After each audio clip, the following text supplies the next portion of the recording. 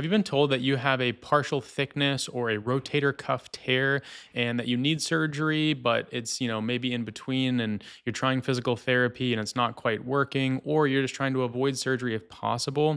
That's something that we can help with regenerative medicine. I'm Dr. Danny Clark, Director of Orthobiologics here at Protea Performance Center.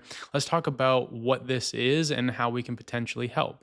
So, your rotator cuff is actually four separate muscles. Usually, when docs are referring to the rotator cuff, they're talking about one specific muscle, your supraspinatus. So, your supraspinatus comes around underneath this bone here and attaches on the outside of your shoulder. Sometimes that can manifest as pain when lifting the arm, sleeping on that shoulder. Night pain can be pretty common with this.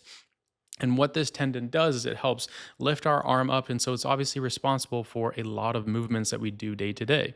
And so what we see here on the ultrasound is also the supraspinatus. So it's this kind of duck shaped tendon right here that attaches to the bone.